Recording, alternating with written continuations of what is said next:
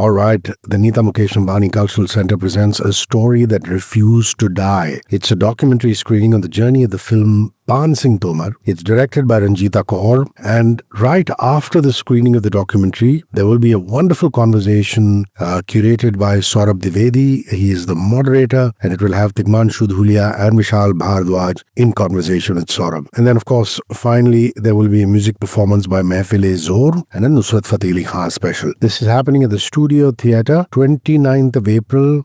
Documentary screening starts at 8 p.m. and the entire program from start to finish will be roughly 2 hours max. Wheelchair accessible venue, the Studio Theatre. Please get the last few tickets. They're going out now on Book My Show, as well as at the venue, which is the Nita Mukesh Ambani Cultural Center. So if you're in and around Bandra Kurla Complex in Mumbai, NMACC, you should go to the box office. And of course, there's also nmacc.com for more details. Joining me is Ranjita Kaur. I tell you this, I was lucky enough to see a sneak peek, a preview of the documentary. This is such a heartfelt reflection tracing the behind-the-scenes journey of Pan Singh Tomar. And it also very notably celebrates the artistry and legacy of Irfan Khan, because this also commemorates 6 years of his passing. Ranjita joins me. Hi Ranjita, how are you? Very, very good. Very, very good. Thank you so much. Thank you so much. Thank you for doing this. And my first question is to take you back to the beginning. 2009, if I'm not mistaken. How did you come to be on the set of Pan Singh Tomar as the director of the making of? And what did Tishu, aka Tigmanshu Dhulia, tell you that he wanted to capture, Ranjita? Right. So, 2008 to be more precise. And we started filming in December, but a couple of months prior to that, UTV had contacted us. Like, my friend and I, we used to do behind the scenes. So she was handling the production side of the making, and Namrata Ahmed and I used to direct. So UTV had contacted me to do the behind the scenes, and I had told them to send the script. And I remember going through this script in one go. It was such a powerful script, and I knew the casting was Irfan. So I literally, virtually, as I was reading, I could imagine Irfan Saab narrating the dialogues, and my laptop pe thi, and I was just wanting to know more how the story goes. And I was like, my God, what a fabulous script. So, and then cut to, we had an introductory meeting with Tishu sir, Tigmanshu sir, for the first time I met him. So I remember telling him, I said, sir, mujhko pata hai, everybody tells you what a fabulous script, and it is so. But I have one question for you, and that is, who is playing the role of the journalist? And he laughed. I said, I want to know. So he laughed. He said, there's this very, very talented actor, Bijendra Kalaji. And he said, you'll meet him, you'll know what I'm saying. So yeah, so that was it. And as far as him telling me what to do, or, wanting me to capture, the answer to that question is nothing, He just let me be with my crew, complete freedom and respect for how you want to go about. And कभी भी ये नहीं था कि okay, अच्छा ये मत shoot करो यार, ये मत shoot करो, we let you know later. ये वो nothing, none of these things happened. And if you know Tigmanshu sir, I think as a professional, as a creative person, and as a being that he is, I think he is a very secure person, and he's not the kind who will tell you, आपका job ऐसा है. So that was very, very wonderful. Of course, if you ask any question or suggestion, that's a different thing. But he's very democratic that way. So that was it. When I saw the documentary, one of the things that struck me was the Chambal ravines. And in fact, there is a point, and you've shot it so beautifully, where Tigmanshu actually looks at camera and says, those old Hindi films, it's Dakus used to come on horses. Where is the place for the horses? They used to wear safas on their head, make it look very glamorous, because when you enter those ravines, you don't know what's at the end of the next stone. That's how the Bihar is. When you first arrived there, Ranjita, with your camera, did you have any sense that you were documenting something historic? Or did you feel, hey, it's another film shoot, let's see where this goes? Sometimes filmmakers have this knot in their stomach. See, to be honest, this was very adventurous for me. Very adventurous, very exciting, be it the script, be it the location, the cast, the way everything was being, handled. I will not say historic because, you went with that approach because till then you are doing a lot of promotional stuff, films, regular films, and, of different subjects. But once I went there, I remember, and as days went by, I started absorbing more. And there came a moment I remember very clearly. It was around 4 or 5 in the evening, like that magic hour wali light. And it was hot and, terrain aisa hai. So I was standing at one end of the set as in, the location. And I just looked at, it was a very surreal moment I had. I just looked at everybody in unison, so passionately working towards this film and the subject that it was, that I almost said to myself कि ये ना कुछ अलग हो रहा है. That is how I can explain this. That's very beautifully explained. Like it or not, it's unfortunate, but Pan Singh Tomar was made on a famously modest budget. We're talking about 4.5 crore rupees. But then it goes on to premiere at the London Film Festival in 2010. It didn't get a theatrical release in India until 2012, Ranjita, and that's a 2-year wait. But all this was later. As someone who was there, what was the mood on the set whilst you were filming and during the waiting period? So first talk about the set, the mood in the set while the filming was on, and then during the waiting period. Did the team lose hope? Did the team believe this film would ever reach audiences? What was the mood at that time during the waiting period? See, as far as being on the set is concerned, when the shooting was going on, the mood was vibrant. Absolutely vibrant. Problems honge, aayenge, jayenge, everything, whatever happened during the film, the spirit was so positive and so full of life, I would say. And I can clearly say that this was one of the best experiences I had while shooting behind the scenes. So this is a very, very cherished, they're very cherished memories that I have of this film. So the mood was very positive, very vibrant, very happy, in contrast to a very powerful subject which is so intense. Right. But I remember once I came back and the film shoot actually wrapped up in 2009, somewhere August, September. Okay. But so for me, the waiting period was more than 2 years because some interviews were still pending. So I remember calling the production house and saying that kuch interviews unke pending hai, mujhe complete kar lene dijiye so that I can, finish off the behind the scenes capsules and give it to you also. But for whatever reason, they said, no, we'll get back to you,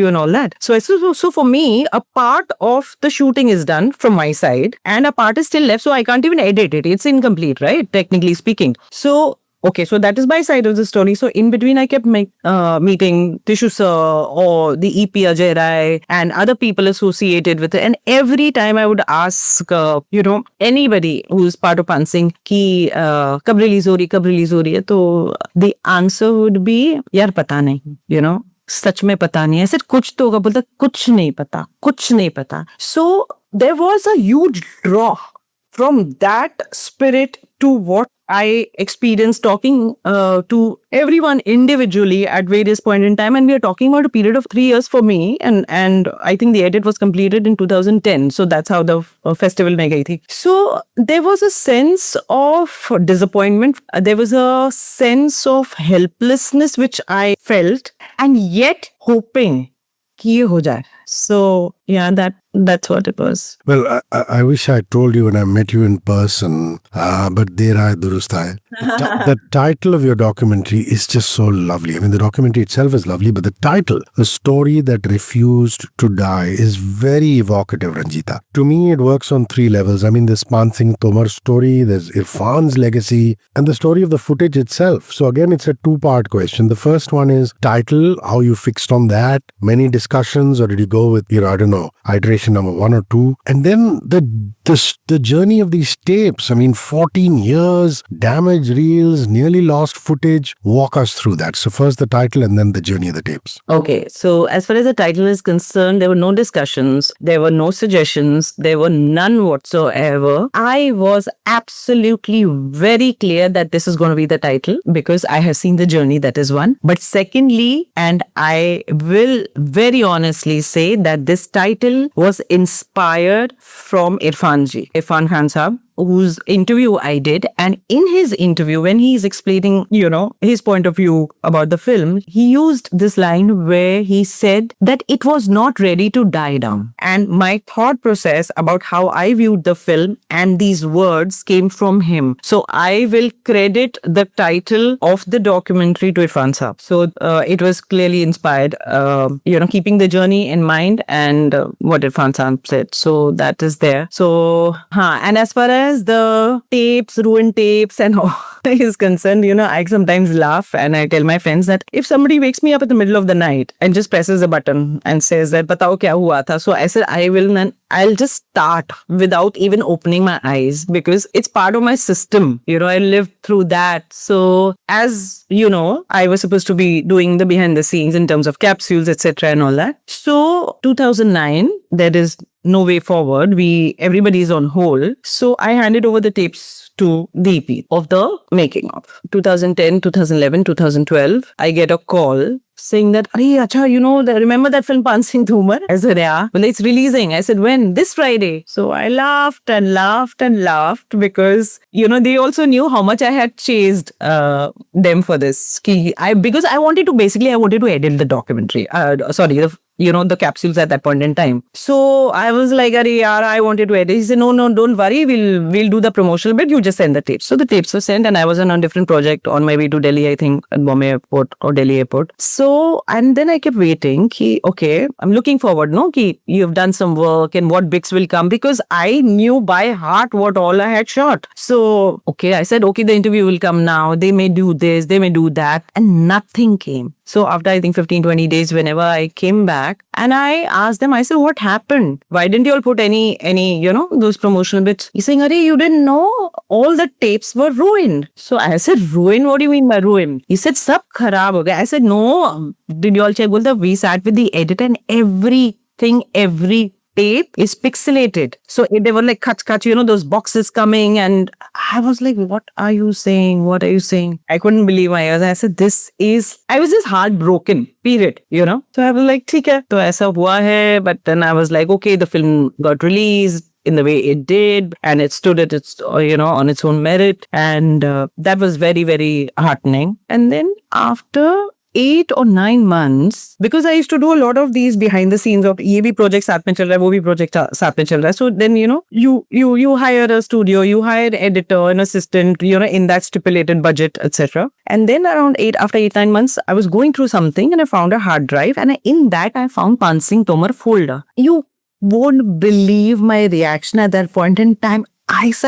I said, "Oh my God, this is like," I just can't explain that moment to you. So I was like, "Chalo, theek hai, dekhte hain abhi." So I used to every day just look at the footage, just be happy, look at it. "Arey, ye kiya tha, wo kiya tha." And in that also I could see that there's some footage which is ruined. I said, "Chal, theek hai." So then I decided, I said, "See, I told myself, I said, the film is released, everything is done, nobody really gives it a thought after the film is released. So let me just do this for my own happiness because I had such an incredible experience during this film." So I said, okay, मैं अपने लिए documentary बनाती हूँ. उसके आगे क्या होगा, I don't know. I said, let me just pour myself out into this documentary, what I felt and experienced and what I observed. So I wrote the script, started writing the script on my own, akele. Then I would see the footage. I said, this is what it is. Then eventually got an editor. I said, let's start. So we started putting this in that also we realized whatever footage was there in the hard drive, digitized, because he must have digitized this at some point in time collectively with the other tapes. So that's why. Or he must have given it to this assistant editor, whatever. So we started the documentary and then I think after a month or so, then I stopped because mere paise khatam ho gaye the. As simple as that because, you're freelancing, you're doing independent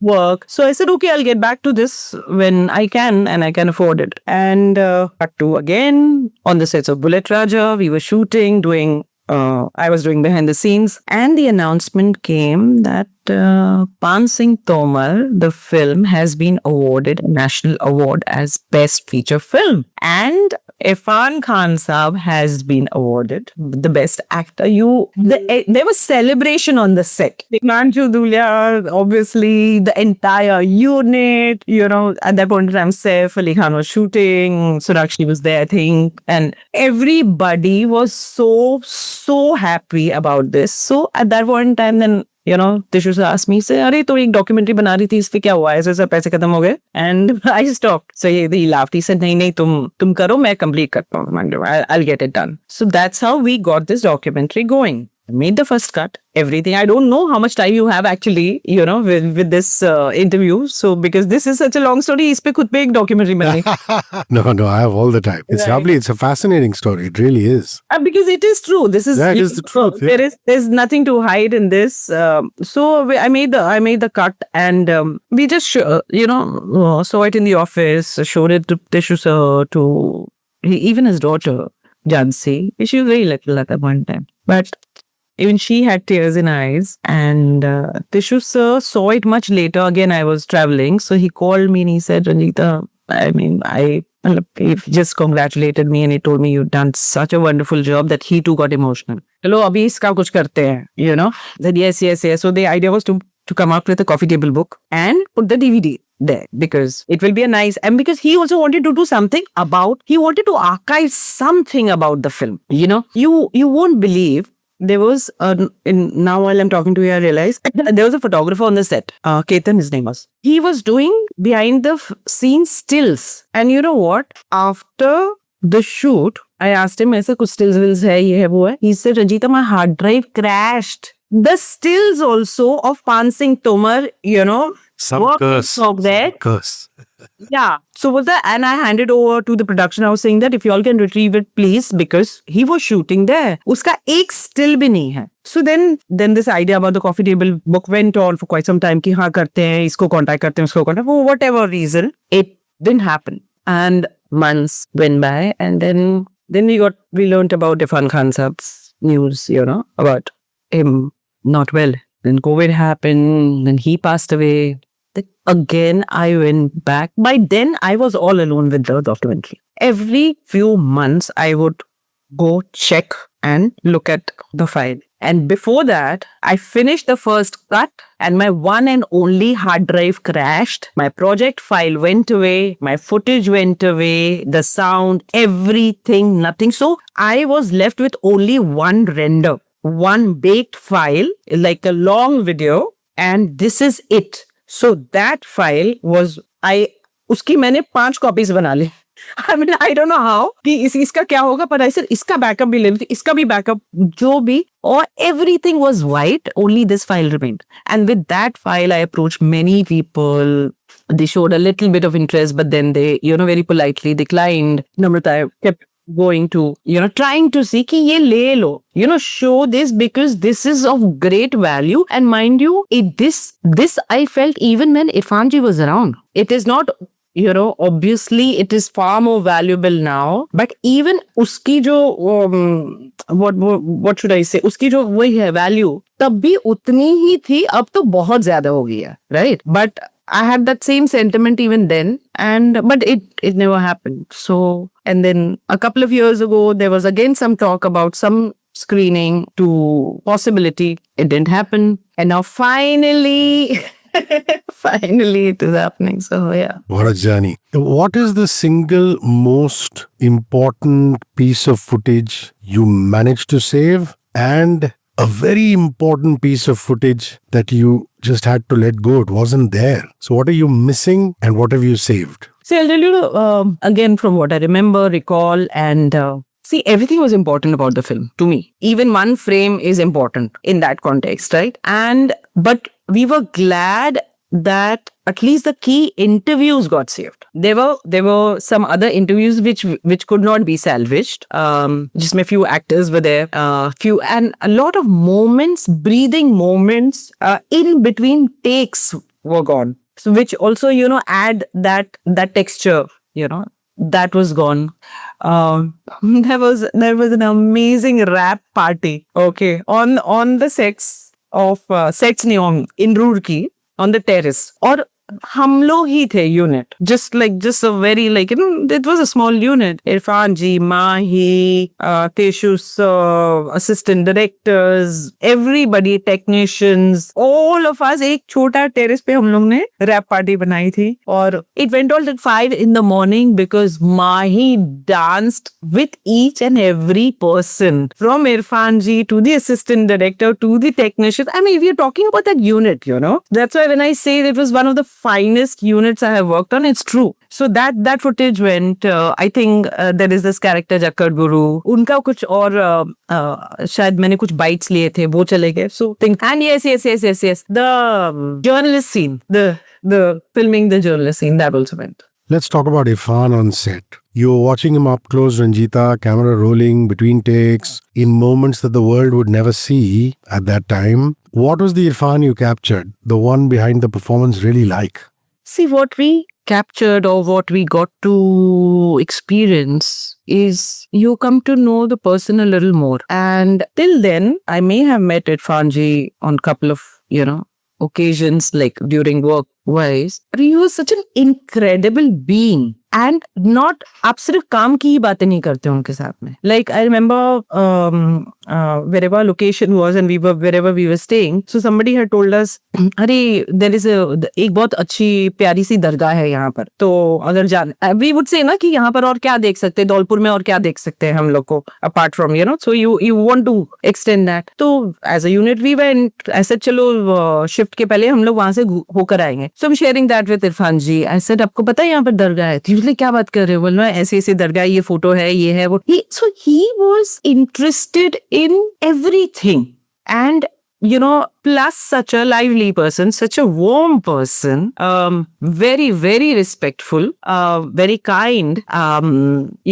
गांव में जब shoot वूट करे तो बकरियां, छोटी बकरियां, ये वो, like he would just genuinely love that. And I my sense, जितना भी मुझको तब समझ में आ रहा था, तो he's a very good human being first to begin with, and what a fantastic actor तो पूरी दुनिया जानती है. But watching him as far as his art is concerned is like it's a live masterclass. Fantastic. Irfan also broke his ankle training for the steeplechase, and he has said on record that Pan Singh Tomar is the most physically and mentally demanding film of his career. Did you capture that physical toll on tape? What does the footage reveal about the process that the finished film doesn't, if you got all that ankle breaking training? Yeah. So, see, what we get to see on cinema is a final product, right? Always. I mean, ये ऐसा है. But in the film, you will not, I mean, nobody knows. If this story doesn't come out, like, or nobody shares, तो किसी को पता ही नहीं होता है कि what all happened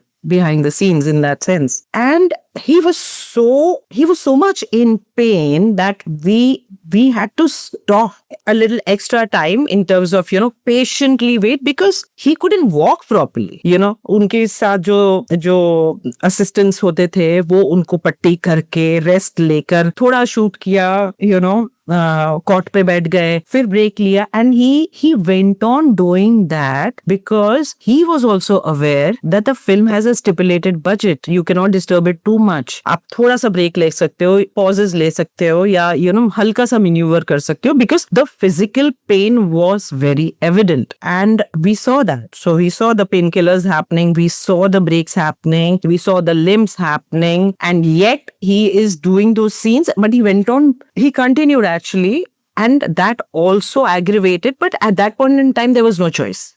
But it reached a point where now you no longer, because injury pe injury hui, so now you no longer can continue like this. So then there was a 6-month halt break. He had to recover. So again we felt, he's recovered and he's back and everything, but pain like this doesn't go away. He was almost, let's say, 80% or 70%, and he must have returned to the set. And during that also, we saw how difficult it is for him to do one of the most important sequences of the film, which is a steeplechase. It's not an easy race. It is, you've got to be very athletic. You've got to be you've got to be physically fit. And again, his coach was always there, physiotherapy happening, exercises happening, and he continued. So that led let's salute to the person. There's a moment that every documentarian has, a single frame, a single look on camera that tells you a very intense story. Is there one such moment in all the footage that you took of Irfan that you think audiences at NMACC on the 29th of April or even other audiences who are going to see it in the future are going to find very, very moving?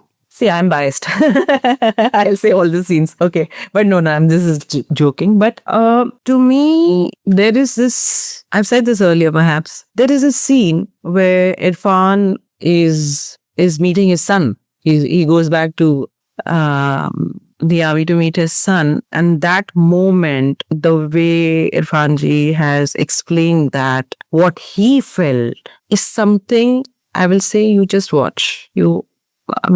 Yeah, it is. It's just true. It's just too beautiful and very emotional. Tigmanshu first heard about Ban Singh Tomar while he was working on Bandit Queen in the Chambal. He says that in the documentary. What did you observe about Tishu's relationship with the material? Was he directing a film or was he fulfilling an obligation to a forgotten hero? Because you saw him at work all the time.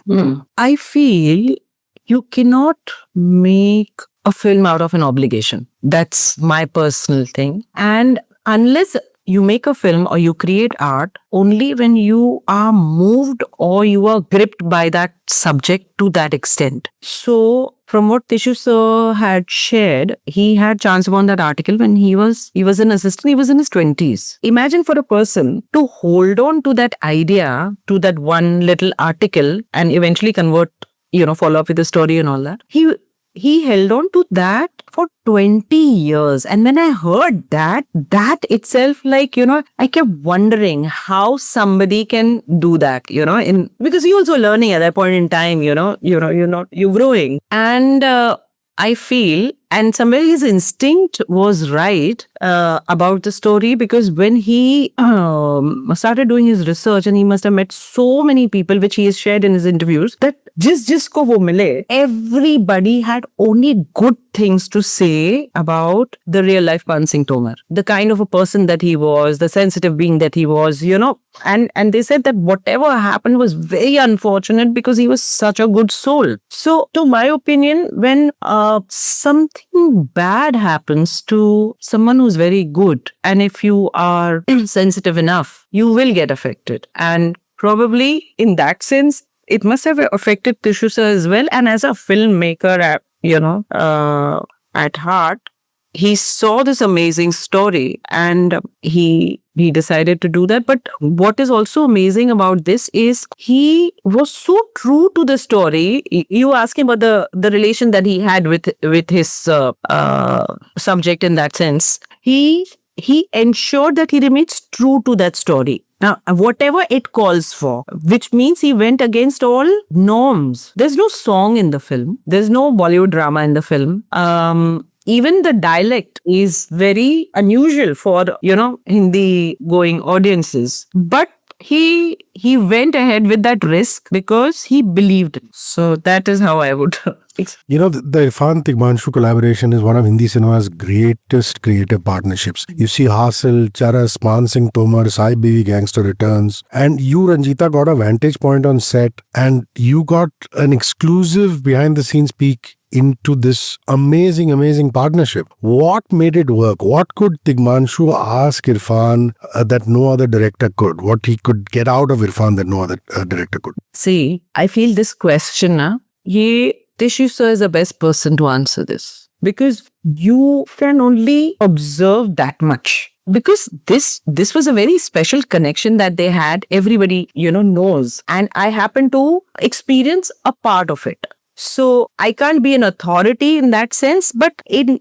my understanding, what I saw is this very, very beautiful sync between the two, which must have stemmed from their love for cinema, their love for art, their mutual respect for one another, their understanding of life, and they both seem to be on the same plane. And also, like many times I would wonder, you're working with your best friend, who is one of the greatest actors of the country, and you're making your dream film. And this sentiment is echoed by Irfan ji as well. Like, from an actor's point of view, director. So what just imagine that connection. Your best friend, best actor, your best film, because he had a burning desire to make this film. So I'm talking in that sense. And what a collaboration where your thought process is aligned.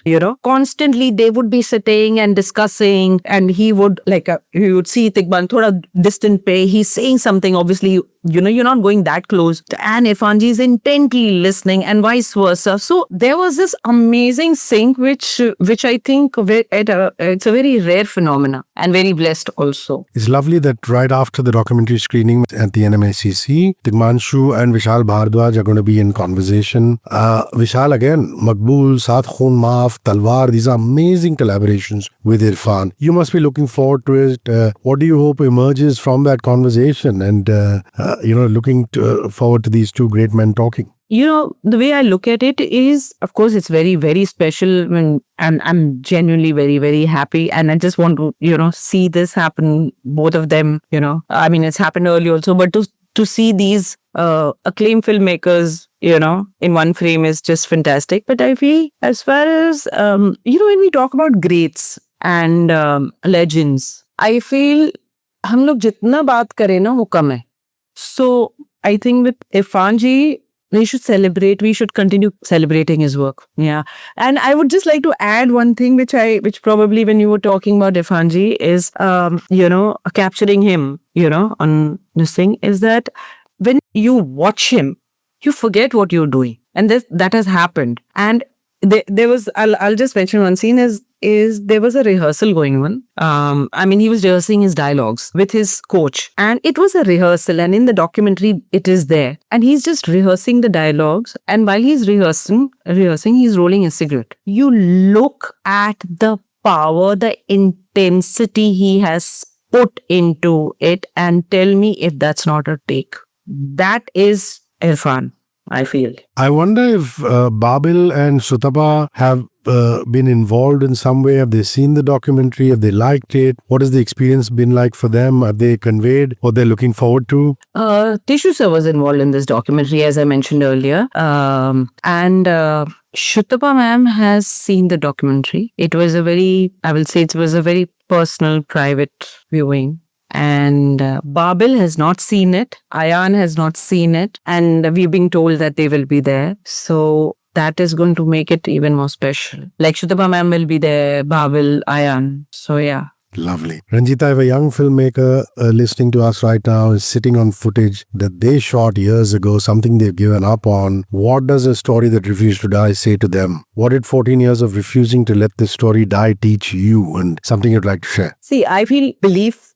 is a very tricky word. What belief could be for me, could be stupidity for somebody else, right? But I feel you just keep questioning yourself, be honest, and be truthful in what you believe, because as far as I'm concerned, this is something, every time I went back to the footage again and again and again and again, and there were highs, there were lows, there was tears, there was heartbreak, there was everything involved in it. But every time I went back, there was one little voice which kept telling me, it came from my heart, saying that no, this is valuable, keep going, keep going, keep going. So I think each one has their own way of arriving at something, and if that voice inside is truthful and you are truthful to your work, I think you will it will get you somewhere. So do not let your beliefs die.